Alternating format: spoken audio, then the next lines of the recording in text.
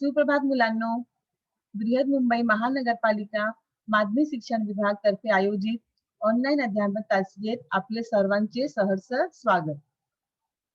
आज आपण मराठी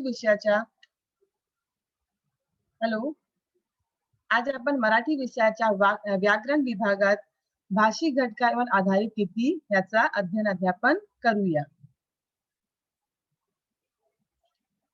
जैसा कि आप लोग जानते हो बच्चों कि जो हमारा मराठी का जो पेपर में विभाग 4 जो आता है वो पूरी तरह से व्याकरण पे होता है. तो व्याकरण के अंतर्गत उसमें 2 भाग होते हैं, अ और आ. तो आज हम लोग आ भाग का भाषिक घटकांवर आधारित कृति का अध्ययन करेंगे.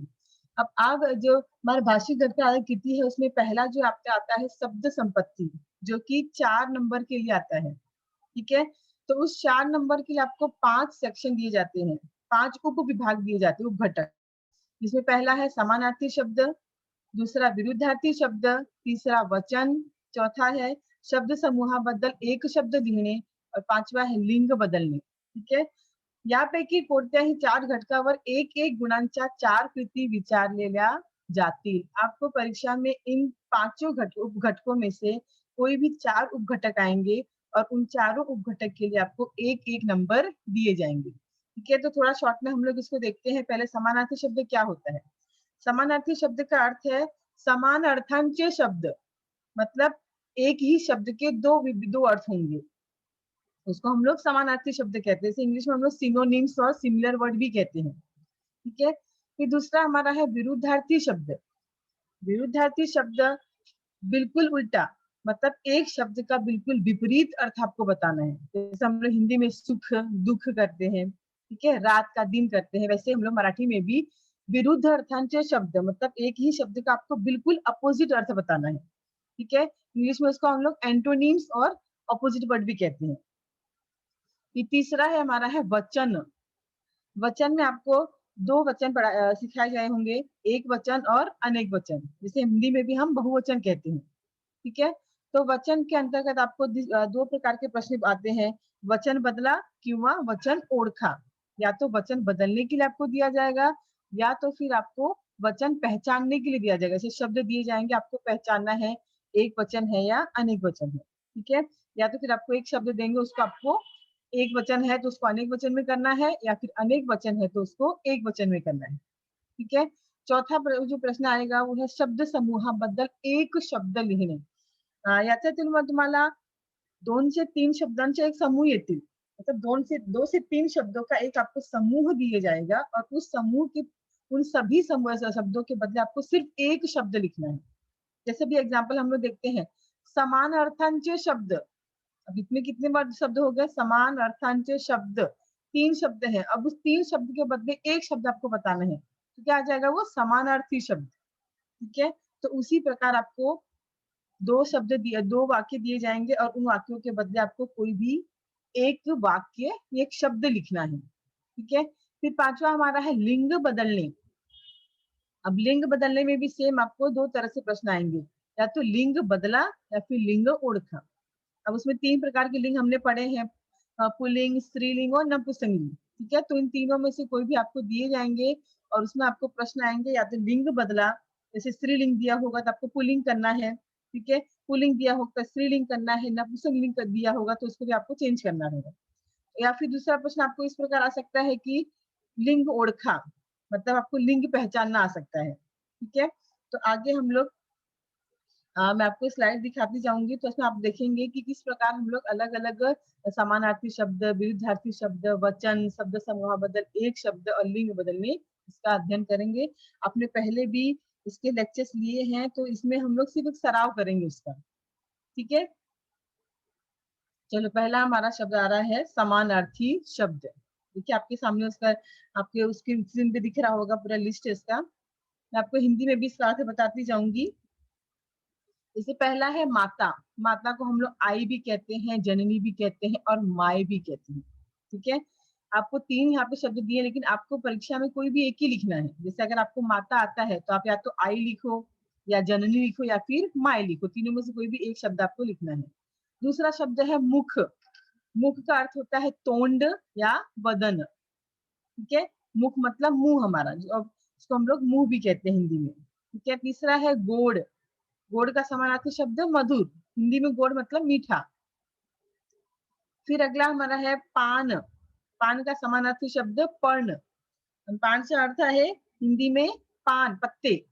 ठीक है, फिर अगला शब्द है घर। घर का समानार्थी शब्द सदन, निवास। इन दोनों में से कोई भी एक आप लिख सकते हो। फिर अगला है छठा शब्द है काया। काया का है शरीर, देह। ठीक है, फिर है हजेरी। हजेरी का समानार्थी शब्द है उपस्थिति। जैसे हम लोग स्कूल में होती है ना हमारी हजेरी, उपस्थिति होती है, ऑनलाइन भी होती है और ऑफलाइन भी करते हैं। ठीक है, पहले ऑफलाइन लेते थे लेकिन इस समय हम लोग ऑनलाइन उपस्थिति ले रहे हैं। फिर अगला शब्द हमारा है आकाश। आकाश का समानार्थी शब्द आभाळ किंवा गगन। ठीक है, आप उसको कोई भी एक शब्द इसमें लिख सकते हैं। फिर अगला है हमारा शब्द है पाउस, जिसको हिंदी में हम लोग वर्षा कहते हैं, वर्षा या फिर बरसात। ठीक है, बारिश। उसका समानार्थी शब्द पर्जन्य किंवा वर्षा। फिर अगला शब्द है काठ। काठ का समानार्थी शब्द तीर। काठ को हम लोग किनारा भी कहते हैं। फिर नेक्स्ट वर्ड हमारा है देव। देव का समानार्थी ईश्वर, प्रभु। हम हिंदी में भी यूज करते हैं ईश्वर, प्रभु। अगला शब्द हमारा है भक्कम। भक्कम का अर्थ है मजबूत, एकदम स्ट्रॉन्ग। फिर हमारा अगला शब्द है झरा। झरा का समानार्थी शब्द निर्झर, उसको हम झरना भी कहते हैं। फिर नेक्स्ट वर्ड हमारा है संधि। ठीक है, संधि का समानार्थी शब्द होगा मौका।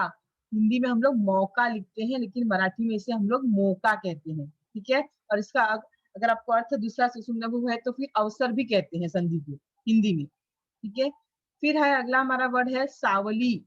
सावली समानार्थी शब्द छाया। इसको हमने हिंदी में भी छाया कहते हैं, पेड़ की छाया, वृक्षाची सावली। फिर अगला हमारा शब्द है गाने। इसको हिंदी में कहते हैं गाना। इसका समानार्थी शब्द होगा गीत। नेक्स्ट वर्ड हमारा है सागर। सागर के लिए समुद्र, रत्नाकर। ठीक है, सागर के लिए आप चाहे समुद्र लिखो चाहे रत्नाकर लिखो। अब नेक्स्ट इसी में है हमारा समानार्थी शब्द में ही अगली स्लाइड हमारी नदी। नदी का सरिता किंवा तटिनी। फिर है नखरा। नखरा तोरा किंवा ऐट। ठीक है, नखरा सबको मालूम है हिंदी शब्द भी है नखरा। फिर है अगला पोपट, जिसको हम लोग हिंदी में तोता कहते हैं। ठीक है, उसका समानार्थी शब्द राघु किंवा रावा। फिर नेक्स्ट वर्ड माणूस। माणूसचा समानार्थी शब्द मानव, हिंदी मध्ये आम्ही काय सांगतात मनुष्य। नेक्स्ट वर्ड हमारा है नवरा, जिसको हम लोग कहते हैं पति या फिर हस्बैंड। इसके लिए समानार्थी शब्द हमारा है पति किंवा कांत। नेक्स्ट वर्ड है बायको। बायको के लिए पत्नी किंवा कांता। अब देखो आप लोग, नवरा, बायको, पति, पत्नी, कांत, कांता, ये स्त्रीलिंग पुल्लिंग हो गया आपका। स्त्री पुल्लिंग के लिए नवरा, स्त्रीलिंग के लिए बायको, पुल्लिंग के लिए पति, स्त्रीलिंग के लिए पत्नी, फिर पुल्लिंग के लिए कांत, स्त्रीलिंग के लिए कांता। ठीक है, इसमें हम लोग समानार्थी शब्द भी देख रहे हैं और साथ साथ स्त्रीलिंग पुल्लिंग भी मिल गया। फिर अगला हमारा शब्द है दंगा। दंगा जिसको हम लोग समानार्थी शब्द कहते हैं मस्ती। मस्ती हमारा हिंदी शब्द भी है। फिर अगला है वर्ड गडद। गडद का भड़क, जिसको हम लोग ब्राइड भी बोलते हैं या फिर गुस्सा भी इसे बोलते हैं ना, बहुत ज्यादा भड़कना, बहुत ज्यादा गुस्सा होना। फिर हमारा नेक्स्ट वर्ड है मयूर। मयूर का समानार्थी मोर। अगला वर्ड हमारा है धाकटा। धाकटा मतलब हिंदी में हम लोग छोटा बोलते हैं, जैसे धाकटा बाऊ। इसका समानार्थी शब्द होगा लहान। नेक्स्ट हमारा वर्ड है कर्ण। ठीक है, कर्ण का हिंदी में हम लोग कान भी कहते हैं और उसका समानार्थी शब्द भी कान है। मराठी में भी कान है और हिंदी में भी कान ही कहते हैं। अगला हमारा शब्द है इलाज। इलाज का समानार्थी शब्द उपाय। फिर है बातमी। बातमी सारखी वार्ता, बातमी मतलब न्यूज, समाचार। फिर अगले हमारे पास खड़तर। खड़तर का विकट। विकट का मतलब होता है बहुत ही क्रिटिकल कंडीशन, बहुत ही प्रतिकूल परिस्थिति। ठीक है, फिर नेक्स्ट वर्ड हमारा है वेदना। वेदनासाठी यातना। यातना म्हणजे दुःख, हिंदी में उसको मैं दुःख, तकलीफ, पीड़ा ऐसा कहते हैं। फिर नेक्स्ट हमारा वर्ड है अखेर। अखेर मतलब एकदम लास्ट, अंतिम। आणि याचा समानार्थी शब्द मराठीमध्ये शेवट। फिर नेक्स्ट हमारा वर्ड है ठंडी, कोल्ड, ठीक है, उसके लिए समानार्थी शब्द है गारठा। यहाँ पे थोड़ा सा मिस्टेक है, यहाँ पे गारठा होना चाहिए लेकिन यहाँ गारठा लिखा है। फिर नेक्स्ट वर्ड हमारा है विलंब, विलंब मतलब लेट, इसके लिए समानार्थी शब्द उशीर, ठीक है। तो ये हमारा जो भाषिक घटक आधारित गिनती में से शब्द संपत्ति का पहला घटक हमारा था समानार्थी शब्द, ठीक है। जैसे आप लोग हम जब लेसन पढ़ते हो या कविता पढ़ते हो, ये जो समानार्थी शब्द है आपको कविता में 2 नंबर के लिए भी पूछा जाता है, ठीक है। मुद्द्यांच्या आधारे कृती करा, जब कविता में प्रश्न आता है मुद्द्यांच्या आधारे कृती पद्य विभाग में, तो उसमें भी आपको ये प्रश्न पूछा जाता है 2 नंबर के लिए।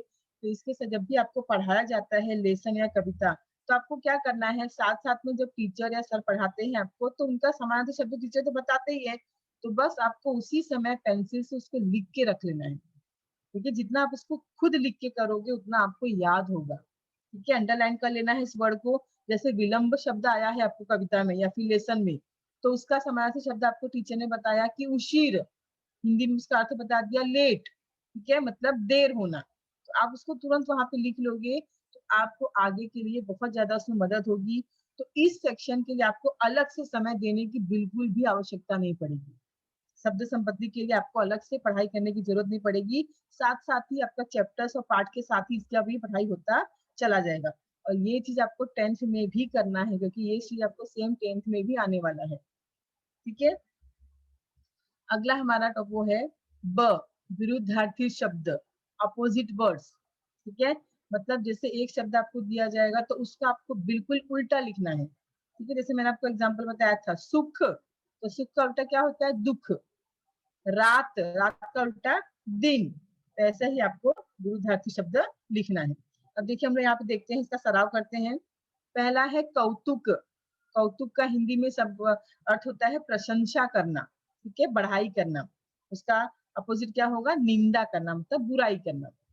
फिर दूसरा है सार्वजनिक, सार्वजनिक मतलब सबके लिए, इसको बोलते हैं ना पब्लिक।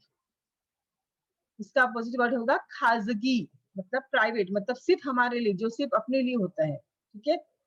फिर अगला शब्द है फर्क, फर्क मतलब डिफरेंस, इसका अपोजिट हुआ साम्य, मतलब सिमिलर, मतलब समान होना।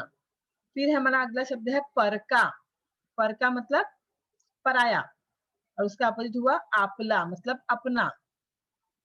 पांचवा शब्द है प्रवाही, प्रवाही मतलब निरंतर बहने वाला, निरंतर प्रवाह करने वाला, और उसका उल्टा है अप्रवाही, मतलब बिल्कुल स्थिर, बिल्कुल भी इसमें प्रवाह न हो। फिर अगला शब्द है कायम, कायम मतलब इसको हम लोग कैसे बोलते हैं, परमानेंट, ठीक है। उसका अपोजिट हो गया, विरुद्धार्थी शब्द हो गया तात्पुरते, मतलब कुछ समय के लिए, जो कि कायम ना हो, हमेशा के लिए ना हो, कुछ समय के लिए हो। इंग्लिश में टेम्पररी भी कहते हैं।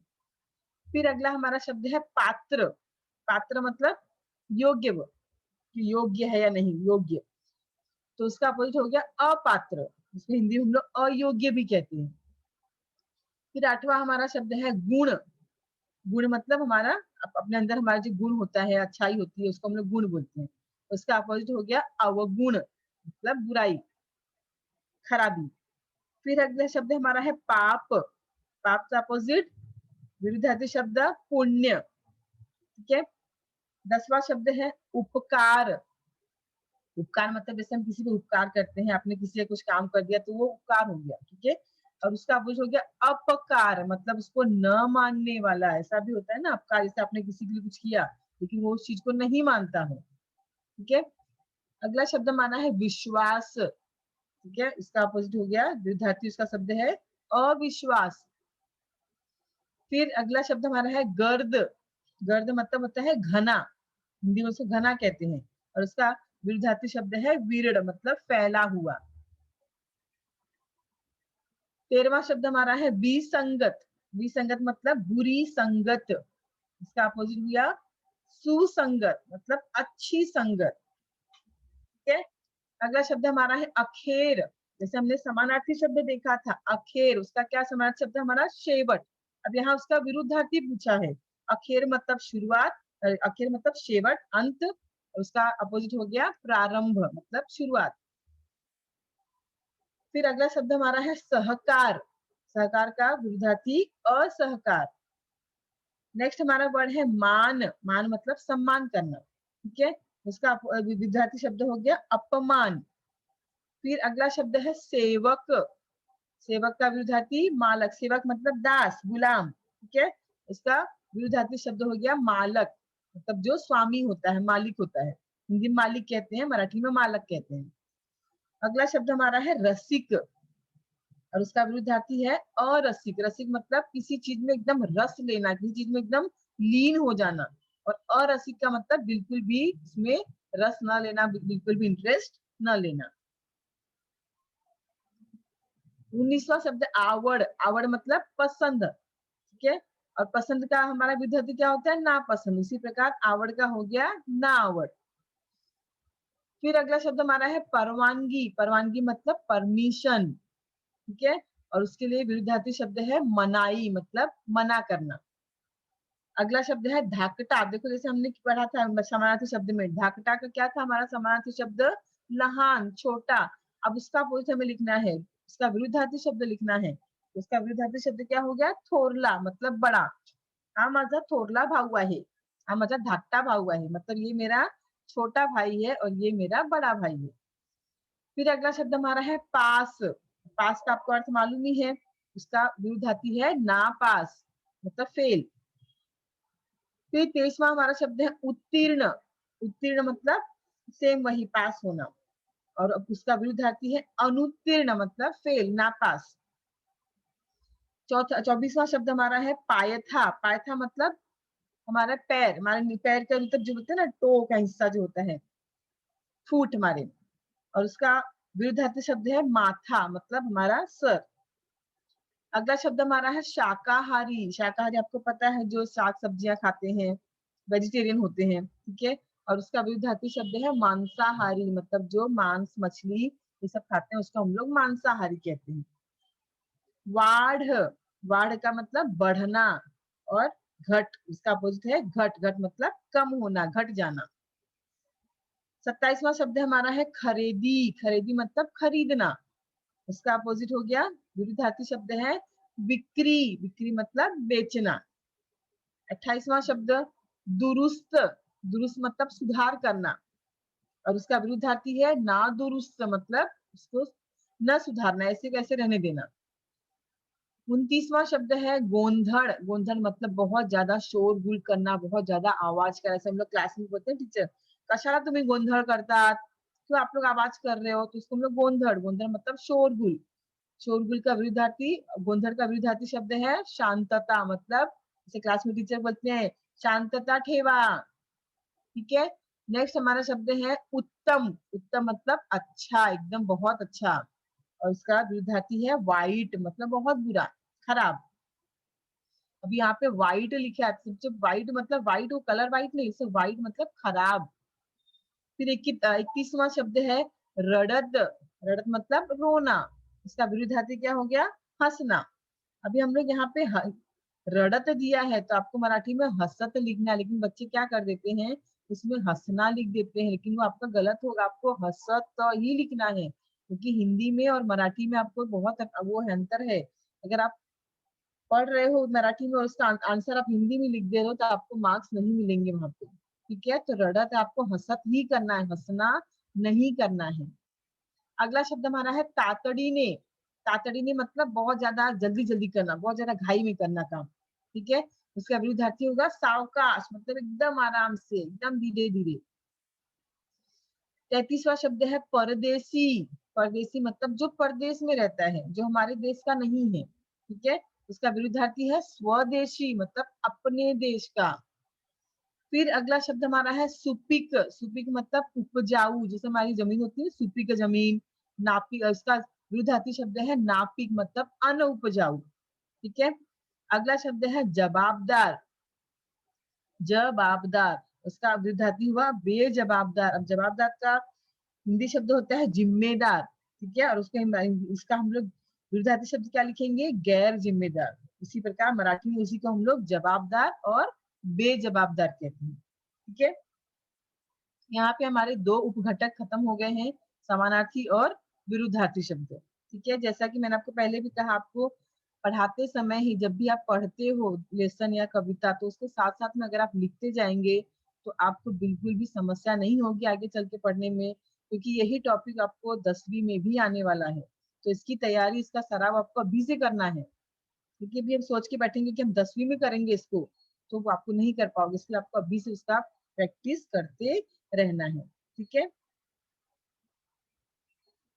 ओके। नेक्स्ट हमारा है क भाग, उपविभाग, उसको हम लोग वचन दिया गया नाम। ठीक है, वचन, वचन मतलब वो प्रॉमिस जो हम लोग करते हैं वो वचन नहीं, ये वचन जो है मराठी का एक, हमारा एक उपघटक है। ठीक है, ग्रामर का एक पार्ट है। सबसे पहले हम लोग इसकी व्याख्या देखते हैं कि वचन होता क्या है। वस्तू एक आहे की अनेक आहेत हे नामाच्या रूपावरून कळते, त्याला त्या नामाचे वचन असे म्हणतात। वस्तु एक आहे कि अनेक, मतलब वो वस्तु एक है या एक से अनेक है, एक से ज्यादा है। हे नामाच्या रूपावर, मतलब नाम, नाम मतलब यहाँ पे संज्ञा, मराठी में नाम मतलब क्या होता है मालूम है ना आपको, संज्ञा। ठीक है, तो वो चीज हम संज्ञा के रूप में हमें पता चलता है कि ये जो वस्तु है वो एक वचन में है या अनेक वचन में, मतलब वो वस्तु एक संख्या में है या अनेक संख्या में है।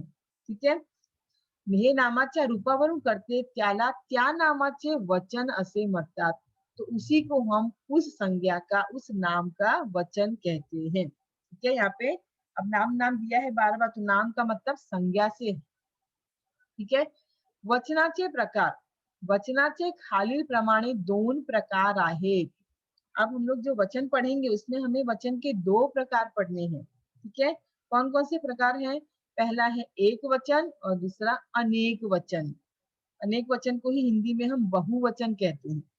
ठीक है, तो एक वचन और अनेक वचन समझने के लिए सबसे पहले हमें उसकी व्याख्या समझनी है। एक वचन व्याख्या, नामावरून एकाचा बोध झाल्यास त्याला एक वचन म्हणतात। जब हम नाम मतलब संज्ञा को पढ़ते हैं और संज्ञा के आधार पे हमें एक वस्तु का बोध होता है, मतलब हमें ये मालूम पड़ता है कि ये जो वस्तु है वो एक ही है, तो वहां पे हम लोग को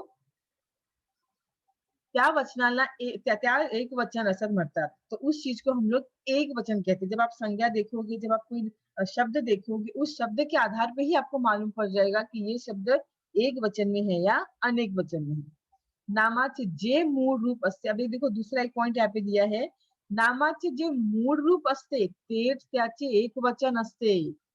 समझ में आया आपको? नाम का जो मूल रूप होता है, संज्ञा का जो मूल रूप होता है, वही उसका एक वचन रूप होता है। ठीक है, अब नीचे देखो उदाहरण दिया है। उदाहरण आंबा, आंबा मतलब आम। ठीक है, अब हम वो आंबा सब पढ़ के हमें समझ में आ गया कि ये एक के लिए दिया है, मतलब एक आम के लिए दिया है। ठीक है, फिर दूसरा शब्द है चिमणी। अब यहाँ पे चिमणी लिखा है, मतलब यह एक ही चिमणी है। ठीक है, अगर चिमड़िया दिया होता तो वो एक से अनेक होती। फिर अगला शब्द यहाँ पे दिया है झाड़। अब देखो उसके मूल रूप उसका आंबा, चिमनी, झाड़ है, और इसी मूल रूप से हमें समझ में आ जा रहा है ये एक वचन के लिए दिया गया, मतलब ये एक ही वस्तु है। जैसे बोलते हैं ना, तो आंबाचा झाड़ आहे, मतलब वो आम का पेड़ है। वो एक ही आम का, मतलब वो उसमें एक ही पेड़ है, बहुत सारे पेड़ वहां पर नहीं है। फिर अगला हमारा है अनेक वचन। अब अनेक वचन की व्याख्या हम देखते हैं। नामावरून अनेकांचा बोध झाल्यास, मतलब संज्ञा के द्वारा जब हमें अनेक का बोध होता है, मतलब वो वस्तु एक से ज्यादा है, त्याला अनेक वचन म्हणतात, तो उसे हम अनेक वचन कहते हैं। मतलब जब आपको कोई संज्ञा शब्द दिया जाएगा तो उस शब्द के आधार पे ही आपको समझ में आ जाएगा कि ये क्या है, एक वचन में है या अनेक वचन में। देखो जैसे हमारा उदाहरण में दिया हुआ है कुत्रे। ठीक है, अब हमें सबको पता है कुत्रे मतलब अनेक वचन है, और कुत्रे का ही एक वचन रूप होता है कुत्रा। ठीक है, दूसरा शब्द दिया है चिमणिया। ठीक है, अब हम जैसे हमने देखा अभी एक वचन में चिमड़िया का एक वचन होता है चिमणी। ठीक है, फिर अगला शब्द है घोड़े। अब घोड़े बोला है, मतलब यहाँ पे घोड़े जो है वो एक से ज्यादा संख्या में है। अगर एक ही होता तो वहां पे घोड़ा होता, लेकिन यहाँ पे घोड़े दिया है, इसका मतलब है कि एक से अधिक संख्या में है। ठीक है, तो आगे की स्लाइड में हम लोग एक वचन और अनेक वचन के कुछ शब्दों के बारे में पढ़ेंगे।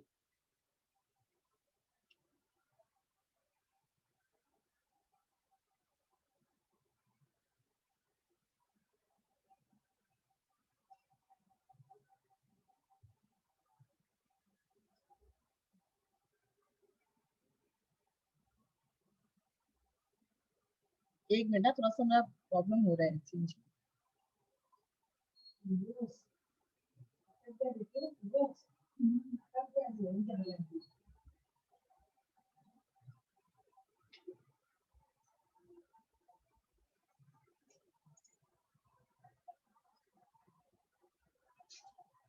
ओके, थोड़ा सा वो हो गया था, प्रॉब्लम हो गया था।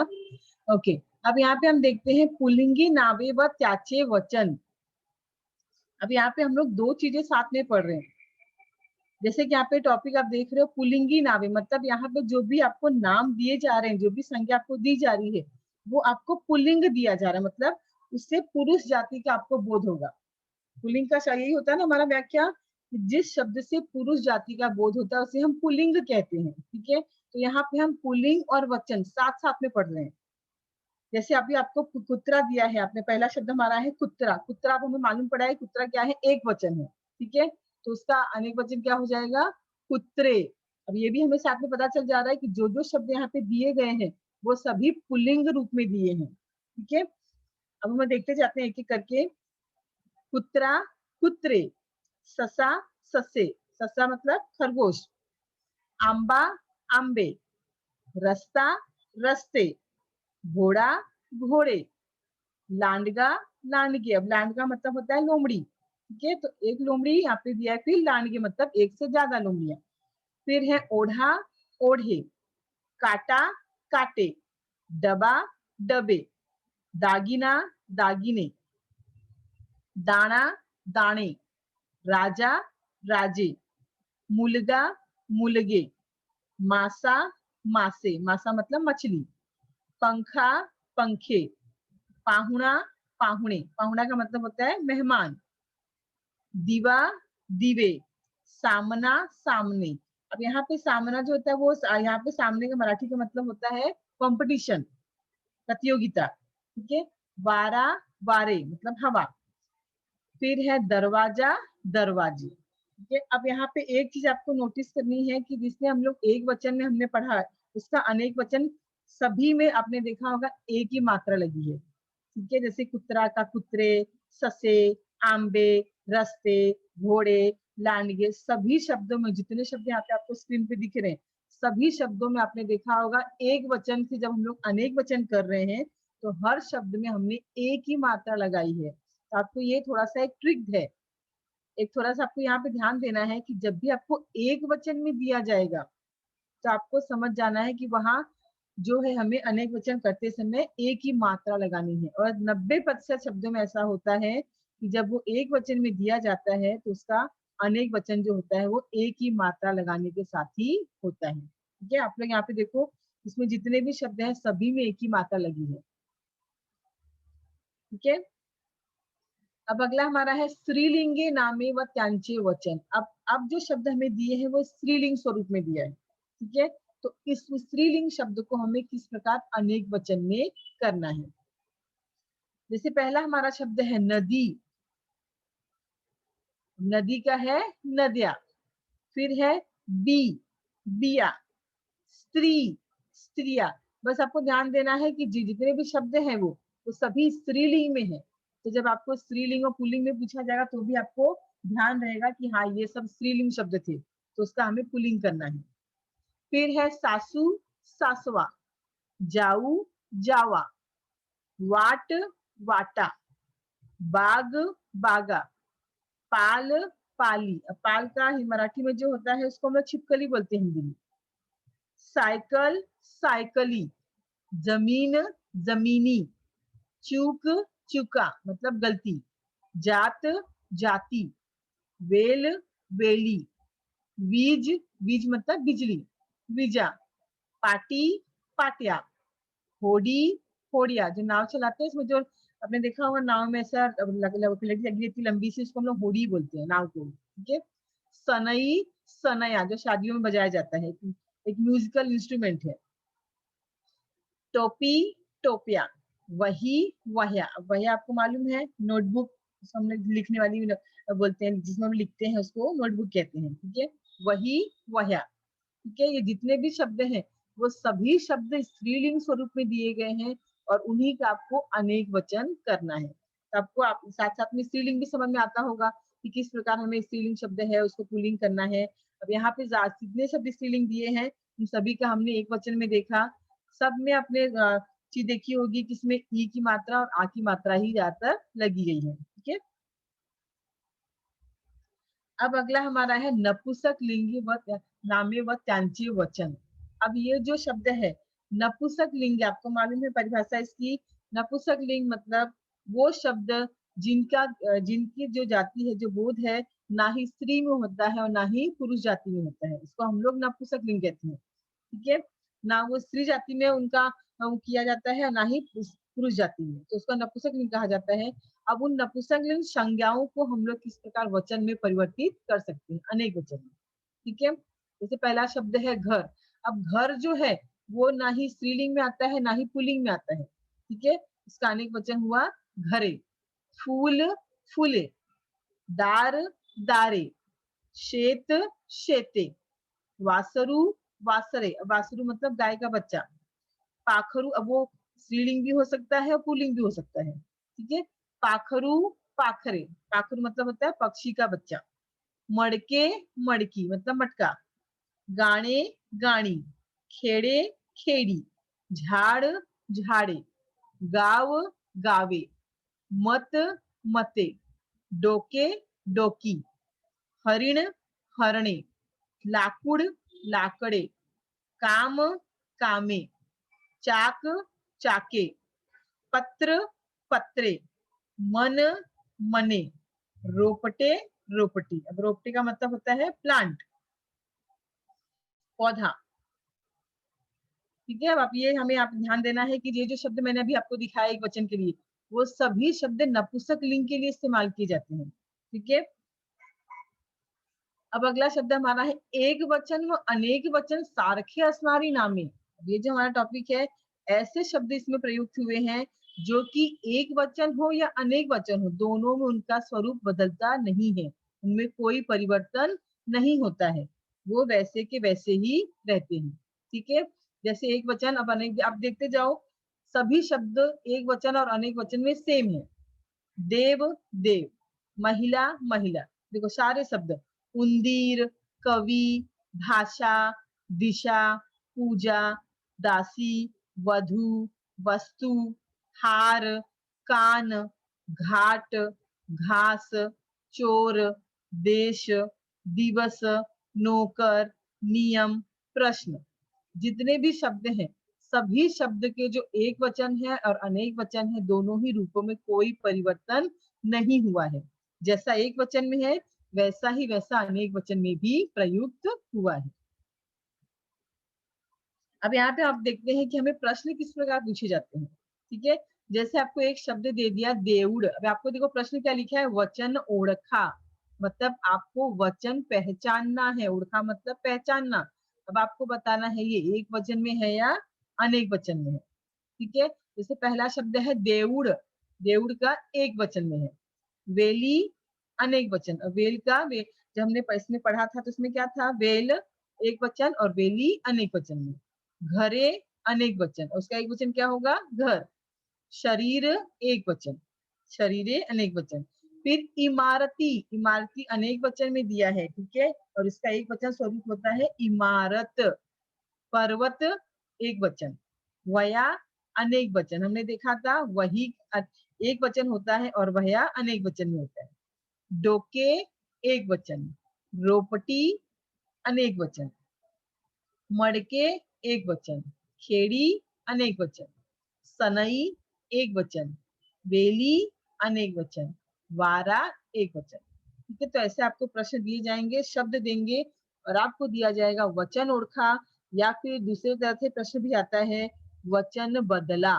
ठीक है, जैसे आपको दे दिया इमारती, अब आपको बोल दिया वचन बदला, तो आपको क्या करना है, अनेक वचन में है तो उसको एक वचन में करना है, और अगर एक वचन में दिया है तो आपको उसको अनेक वचन में करना है। जैसे इमारती यहाँ पे हमें अनेक वचन में दिया है तो उसका एक वचन स्वरूप हमें लिखना है, जो कि क्या होता है, इमारत। ठीक है, तो ऐसे ही आपको प्रश्न एग्जाम में पूछे जाते हैं।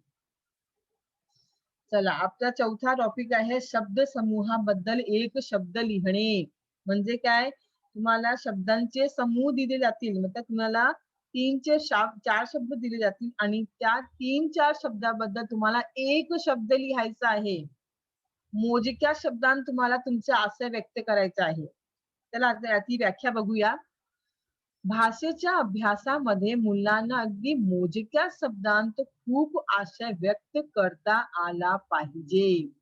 भाषेच्या मतलब जब हम भाषा का अभ्यास करते हैं, भाषा का जब हम लोग अध्ययन अध्यापन करते हैं, तब बच्चों को अगदी मोजक्या शब्दांत मतलब बहुत ही कम शब्दों में खूब आशय व्यक्त करता आला पाहिजे. मतलब ऐसे शब्द जिसके द्वारा आप कम ही शब्दों में एक बहुत बड़ी आशय को व्यक्त कर सके. ठीक आहे.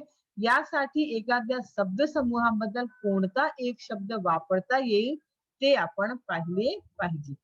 अब हम लोग यहाँ पे देखेंगे कि किस प्रकार हम लोग एक बड़े वाक्य के बदले एक छोटे शब्द के द्वारा उसको व्याख्या कर देते हैं.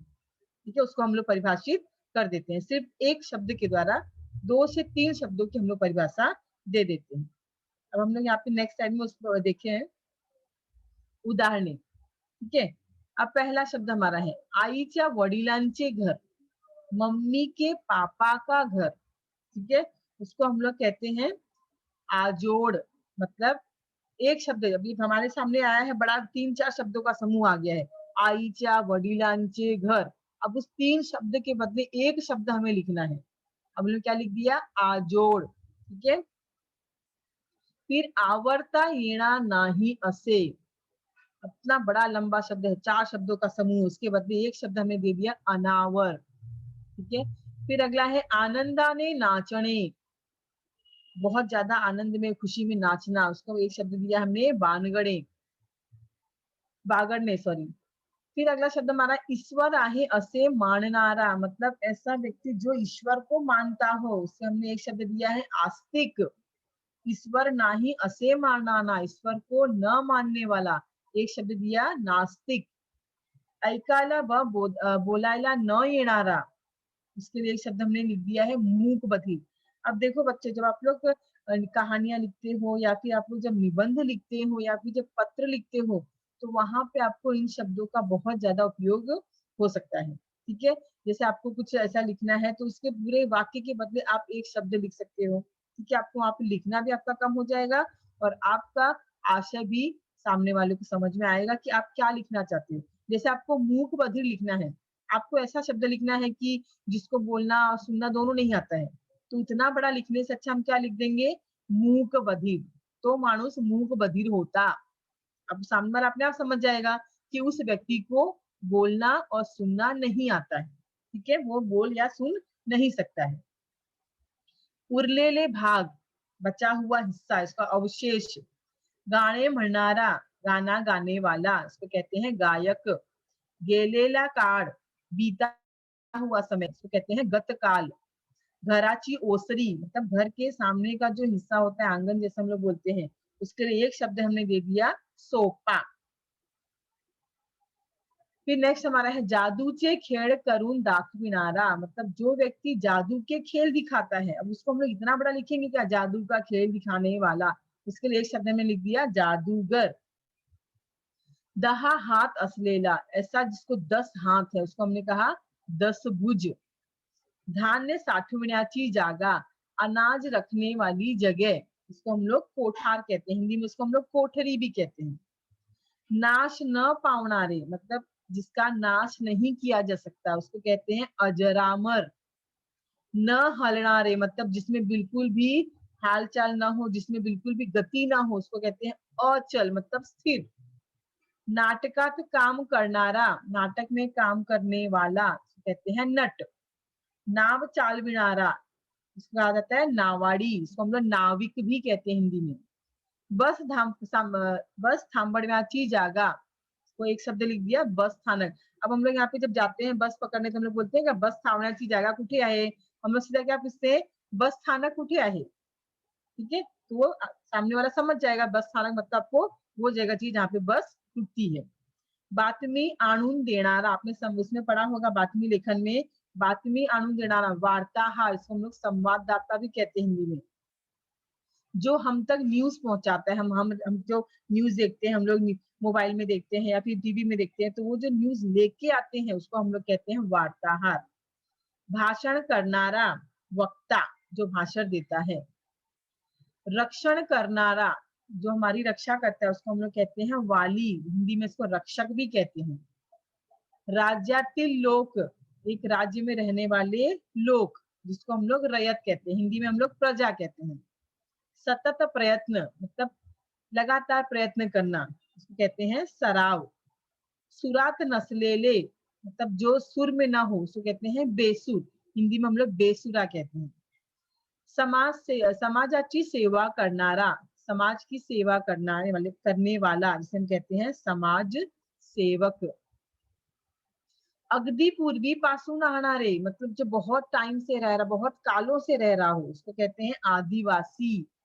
जीवाला जीव देनारा, मतलब जो जान देने को तैयार हो उसको हम लोग कहते हैं जीवलग, मतलब जीव से भी हमें बहुत ज्यादा प्रिय व्यक्ति। तोंडा तोंडी चालत आलेली गोष्ट, मतलब पीढ़ी दर पीढ़ी एक के मुंह से दूसरे के मुंह से बात हम लोग सुनते चले आते हैं, उसको हम लोग कहते हैं दंत कथा। श्रम न करता खानारा, ऐसा व्यक्ति जो बिल्कुल भी श्रम न करता हो, सिर्फ बैठ के खाता हो, उसको कहते हैं ऐतोबा किंवा ऐत खाऊ। केलेला उपकार जाननारा, मतलब जब किसको हम लोग को उपकार करते हैं, उस उपकार को जो मानता है उसको हम कहते हैं कृतज्ञ। केलेला उपकार न जाननारा, लेकिन उसके विपरीत विपरीत जब कोई उपकार को नहीं मानता है उसको हम कहते हैं कृतज्ञ। इच्छिलेले वस्तु देनारे झाड़, जो हमें चाहिए वो सारी चीजें हमें देने वाला एक वृक्ष, जिसको हम कहते हैं कल्प वृक्ष। ये सब एग्जाम में आपको आता है। इच्छिलेली वस्तु देनारी गाय, मतलब जो आपकी इच्छा हो वो देने वाली गाय, उसको कहते हैं कामधेनु। चार रास्ते एकत्र येतात ती जगह, ऐसी जगह जहाँ पे चार रास्ते एक साथ आते हैं उसको हम लोग चौक या फिर चौहाटा कहते हैं, हिंदी में उसी हम कहते हैं चौराहा। खूब दान धर्म करनारा, बहुत ज्यादा दान धर्म करने वाले से कहते हैं दानशूर, हिंदी में दानवीर कहते हैं। तीन रास्ते एकत्र येतात ती जागा, ऐसा रास्ता जहाँ पे तीन रास्ते मिलते हों उसको हम कहते हैं तीठा। दररोज प्रसिद्ध होनारा, मतलब हर रोज जो प्रसिद्ध होता है, जैसे दैनिक, जिसको न्यूज़पेपर, हम लोग न्यूज़पेपर रोज प्रसिद्ध होता है उसको दैनिक भी कहते हैं हम लोग। दो नदियां एकत्र मिलण्याची जागा, जिसको हम कहते हैं संगम। संगम का मतलब जो जहां पर दो नदियां एकत्र आके मिलती हैं, ठीक है, एक साथ आके मिलती है, वहां पे होता है संगम। दगड़ावर केलेले कोरीव काम, दगड़ मतलब पत्थर, पत्थर पर किया जाने वाला काम उसको कहते हैं शिल्प। देखा आपने शिल्प, पत्थरों पे कैसे कैसे शिल्पकारी की जाती है, तो उसको हम लोग शिल्प कहते हैं। ठीक है, ये हमारा था शब्द समूह बदल एक शब्द। अब हम लोग देखते हैं लिंग बदलने। पहले इसकी परिभाषा देखते हैं। नामाच्या रूपावरून एखादी वस्तू वास्तविक अगर काल्पनिक पुरुष जातीची आहे की स्त्री जातीची आहे, ही दोन्हीपैकी कोणत्याच जातीची नाही असे ज्यावरून करते त्याला त्या शब्दाचे लिंग असे म्हणतात। मतलब नाम, मतलब संज्ञा, संज्ञा के रूप में जब कोई वस्तु वास्तविक में वो पुरुष जाति से बिलोंग करता है, संबंधित है, या स्त्री जाति से संबंधित है, या इन दोनों में से ही किसी से संबंधित नहीं हो, असे ज्यावरून करते, जिस शब्द के द्वारा ये हमें समझ में आता है उसे हम कहते हैं त्या शब्दाचे लिंग असे म्हणतात। उसी को हम कहते हैं लिंग। जिस शब्द के द्वारा आपको ये समझ में आ जाए कि ये जो है स्त्रीलिंग है या पुल्लिंग है या फिर दोनों ही ना होके नपुंसक लिंग है, तो उसे हम लोग लिंग असे म्हणतात। अब यहाँ पे देखो हम लोग देखते हैं कि उदाहरण में पुल्लिंग और स्त्रीलिंग के लिए क्या क्या शब्द हम लोग इस्तेमाल कर सकते हैं। ठीक है, अगर हमें पुल्लिंग लिखना है तो वहां पे हम लोग क्या यूज कर सकते हैं। तो पुल्लिंग के लिए हम लोग लिखते हैं तो वाड़ा, मतलब तो शब्द का इस्तेमाल हम लोग करते हैं पुल्लिंग के लिए।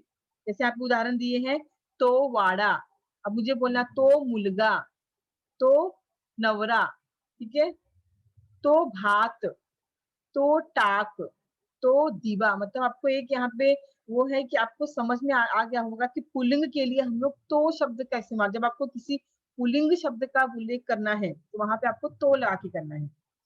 फिर है, अभी आप इसके अपोजिट में देखेंगे, अगर स्त्रीलिंग बताना है आपको तो वहां पे हम लोग ती शब्द का इस्तेमाल करते हैं। जैसे यहाँ पे दिया है ती इमारत, ती भाकरी, ती लेखनी, ती पणती। अब यहाँ पे ती मुलगी, ती बाइको, ऐसे करके भी हम लोग इस्तेमाल करते हैं। तो शब्द पुल्लिंग के लिए तो शब्द का इस्तेमाल करते हैं और स्त्रीलिंग के लिए ती शब्द का। अब जैसा हमें मालूम है कि स्त्रीलिंग और पुल्लिंग, और तीसरा हमारा है नपुंसकलिंग, तो उसके लिए हम लोग ते शब्द का इस्तेमाल करते हैं, ते। ठीक है, जैसे हमने देखा था घर, वर्ण, पेन, ये सब क्या है, नपुंसकलिंग है। तो उसके लिए हम लोग कौन सा शब्द इस्तेमाल करेंगे बताने के लिए, ते घर, ते वर्ण, ते पेन, ते तेज। ठीक है, यहाँ पे आपको ध्यान देना है, पुल्लिंग के लिए तो इस्तेमाल करना है, स्त्रीलिंग के लिए ती इस्तेमाल करना है, और नपुंसक के लिए ते इस्तेमाल करना है। ठीक है, यहाँ पे कुछ एग्जाम्पल दिए गए हैं। लिंग भेदामुळे नामांच्या रूपात होणारा बदल। अब लिंग भेद के अनुसार किस प्रकार संज्ञा के रूप में परिवर्तन होता है। ठीक है, जैसे हमारे सामने संज्ञा शब्द दिए गए हैं, तो उन शब्दों में लिंग के आधार पे कैसे परिवर्तन होता है, लिंगाच्या भेदामुळे कसं त्या रूपात परिवर्तन होतात ते आपण बघूया। पुल्लिंग, अब जैसे यहाँ पे पहला शब्द दिया है मुलगा, मुलगा पुल्लिंग है, अब उसी का स्त्रीलिंग क्या होगा, मुलगी। अब उसको हमें नपुंसकलिंग में लिखना होगा तो लिखेंगे मुलगे। अब मुलगे में मुलगा भी आ सकता है या मुलगी भी आ सकती है। ठीक है, फिर है पोरगा, स्त्रीलिंग का है पोरगी और नपुंसकलिंग पोरगे। फिर कुत्रा, ठीक है, कुत्री और कुत्रे। फिर अगला शब्द है घोड़ा, घोड़ी कुआं घोड़े। तो आपको उसके आधार पे ही हमें समझ में आएगा कि इसमें लिंग के आधार पर किस प्रकार हमारा जो संज्ञा का जो स्वरूप है वो इस प्रकार बदल जाता है। ठीक है, अच्छा, उम्मीद है आपको शायद लेसन समझ में आया होगा, जब जो क्योंकि आपने इसको काफी पहले भी 2-3 बार पढ़े होंगे, तो इसके लिए आपको हमने यहाँ पे सराव एक बार किया है। तो आपको ये सब जो दिया गया है ये चीजें आपको 10वीं में और 9वीं में दोनों क्लास में काम आएगा, इसलिए लेकिन इस सराव उसका अभी से आपको शुरू करना है। ठीक है,